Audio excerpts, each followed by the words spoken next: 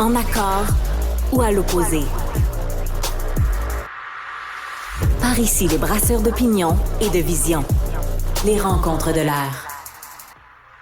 On va échanger avec Alexandre Moranville-Ouellette, qui est animateur ici à Cube, dans l'émission du matin, d'ailleurs, pendant l'été, et qui collabore avec Mario Dumont pendant la saison.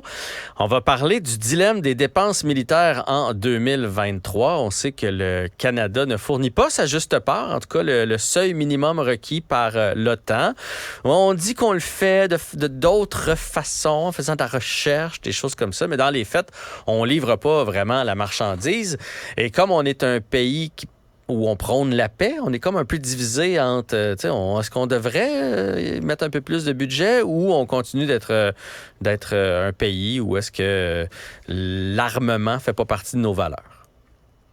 C'est un gros sujet, hein? Sujet quand épineux, même, Jean-François, sur lequel je voulais qu'on se penche, puis ça coïncide aussi avec un moment où en ce moment le Canada, on a l'air honnêtement, là, Jean-François, du monde qui viennent au potluck puis qui amènent un sac de popcorn pour exploser, puis c'est leur seule contribution.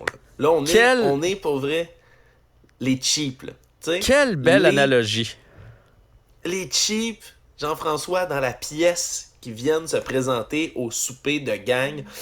Dans l'OTAN, évidemment, je parle bel et bien ici de l'OTAN. T'sais, on fait partie de l'Alliance, évidemment, de l'Atlantique Nord. On doit contribuer, c'est ce qui est normal de contribuer dans l'OTAN. Habituellement, on met la barre du 2% du PIB, donc du produit intérieur brut, là, de tout ce qui est produit au Canada. 2%, c'est censé être la barre. La barre pourrait être dans ce groupe select qui, je le rappelle, là, c'est une alliance de laquelle on fait partie.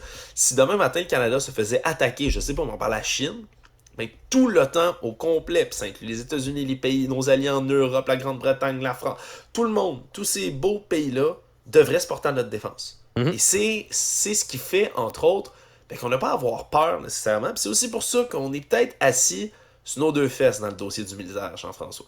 Hein, le Canada, on est un peu comme le petit frère du gars le plus fort dans la cour d'école, hein, les États-Unis d'Amérique, qui sont juste à côté, c'est nos voisins. Dès qu'on a un problème, on va aller se cacher derrière les États-Unis. Puis pourtant, ça c'est toujours un drôle de paradoxe, je trouve, Jean-François. Hein? On est vite au Canada puis au Québec à critiquer les États-Unis puis leurs dépenses militaires. Puis mon Dieu, ils pensent juste à leurs guns. Puis ils pensent juste... Puis c'est vrai. Mais on est-tu content en tabarnouche qu'ils soient là pour nous aider puis pour nous protéger quand le besoin vient? Ben oui. Puis c'est dans ce drôle de paradoxe-là qu'on vit toujours. On veut la paix, on veut réduire les dépenses militaires dans le monde, on veut pas faire de course à l'armement, mais en même temps, c'est un peu vivre dans un monde de licorne, c'est plate, de penser qu'on va plus avoir besoin de forces militaires pour se défendre demain matin.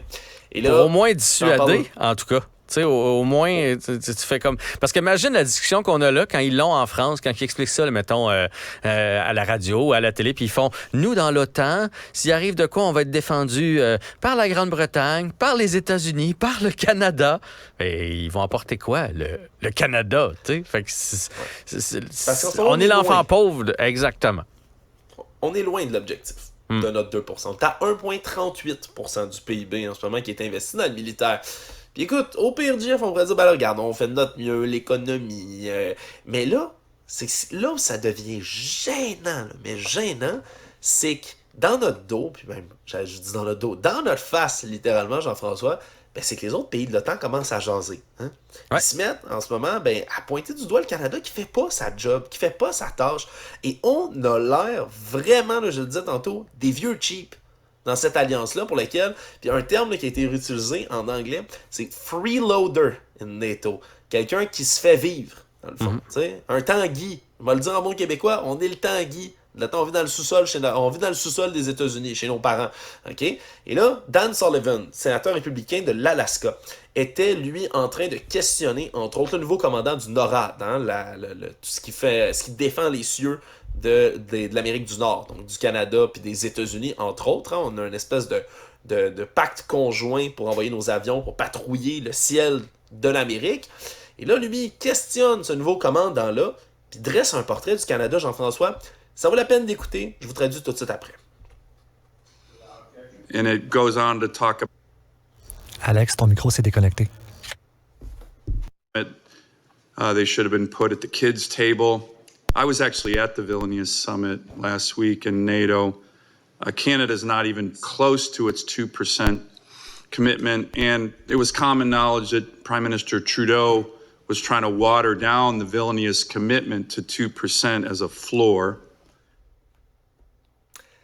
On vient d'entendre Jean-François, le sénateur, donc, qui explique, qui dit, puis je vais traduire, il dit, c'est vraiment, le Canada s'est rendu gênant, on s'est réunis ensemble à Vilnius, puis c'est bien connu, Justin Trudeau fait tout pour essayer de relativiser l'objectif de 2% en disant, ben oui, mais vous savez, puis trouver toutes sortes d'excuses autour, mais au final, le Canada fait pas sa job. On contribue pas.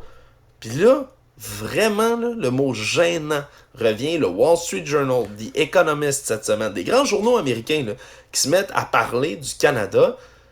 On en a comme plus des excuses. Mais comme quoi, on est assis à la table des enfants. Je veux dire, c'est une image forte. Là. Tu sais, dans un souper, là, en famille, là, il y a la vraie belle table, puis il y a la table des enfants à côté. Puis il rappelle que 2%, c'est le minimum. Il y a des pays qui mettent plus que ça, là, tu sais. Puis mais ça, c'est le minimum, puis on n'atteint même pas le minimum. Puis non seulement ça, mais je pense que ce qui a un peu horripilé tout le monde, c'est qu'il s'est permis de critiquer Justin Trudeau. Là. Tu sais, là, je me souviens pas du type de bombe, là, mais les bombes que les États-Unis ont envoyées en Ukraine qui explosent en mini-bombes, là, tu sais, il s'est permis de critiquer ça.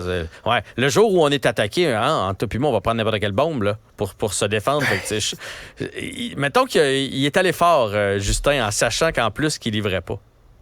Ben voilà, c'est des armes à sous-munitions comme ça. Les critiques, Jean-François, peuvent être mises. Ça vaut quand même la peine de le dire, mais c'est sûr que quand publiquement, t'as les États-Unis qui, eux, donnent des milliards à l'Ukraine pour aller les aider, que nous, on fait plein de beaux discours, puis ce qu'on envoie après ça, c'est une coupe de munitions d'artillerie, des lunettes pour voir, des lunettes de vision nocturne, puis une coupe de manteau pour l'hiver. Je comprends, ça va être utile, là. Ce matériel-là, il est utile, mais à côté, t'as les États-Unis qui donnent eux, un système patriote de défense anti-aérienne, tu sais, qui vaut des milliards. C'est fou comment on est à la traîne, puis en même temps, c'est normal. Je sais qu'on peut pas contribuer à l'infini là-dedans, puis à l'Ukraine, puis on peut pas donner ce qu'on n'a pas.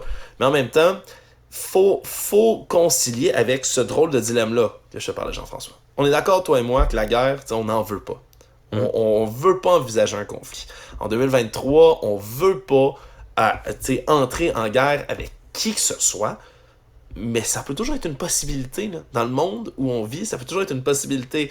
Puis je rappelle, on est une démocratie, et les démocraties, c'est un système politique qui est en minorité sur la planète.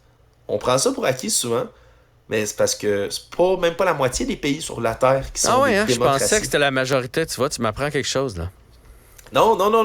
Sur la planète, là, Jean-François, majorité, là, puis malheureusement, j'ai pas la statistique devant moi, mais la plupart des pays, c'est des dictatures, des régimes autoritaires, puis on l'oublie, puis en termes de proportion, c'est sûr que des grandes démocraties, il y en a un peu partout, mais des systèmes autoritaires, il y en a beaucoup, puis on prend ça pour acquis, alors que t'as des nations qui se font attaquer, comme l'Ukraine, c'est un douloureux rappel que n'importe quand, ce système qu'on s'est donné, ce mode de vie dans lequel on décide on peut décider un peu de certains de nos propres choix, puis rester libre, mais ça peut être menacé.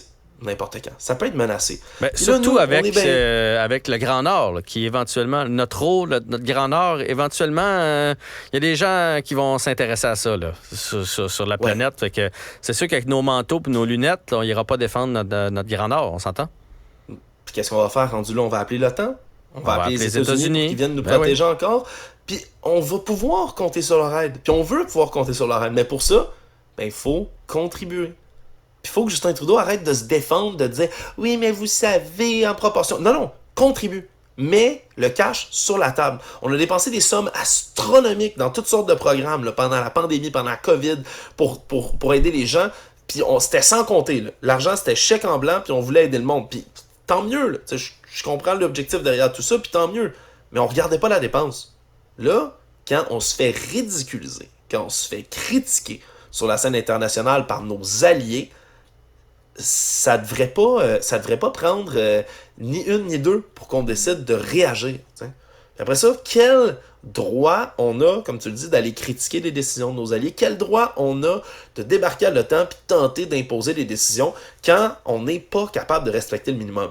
Puis, sincèrement, Jean-François, je suis pas du genre à dire là, on devrait dépasser cela puis tout. Non, contribuons à notre juste valeur. Oui. Mettons de l'argent sur la table pour ça. Modernisons nos équipements tout en gardant le message que le Canada a eu pendant longtemps, puis qui devrait continuer à avoir. On veut être des gardiens de la paix, on veut être des négociateurs, on veut être des ambassadeurs, mais pour ça, il faut être pris au sérieux. Quand t'entends un sénateur dire le Canada est assis à la table des enfants puis c'est gênant, ça devrait pas être une occasion de se défendre de ça puis de tenter de jouer avec les chiffres puis les mots. On devrait réagir. Puis je trouve ça triste de voir que le pays qui avait une belle réputation internationale, qui depuis longtemps a une présence, puis sous, par exemple, Lester B. Pearson, dans les années 60-70, là, on avait un leadership international important, le Canada. Important.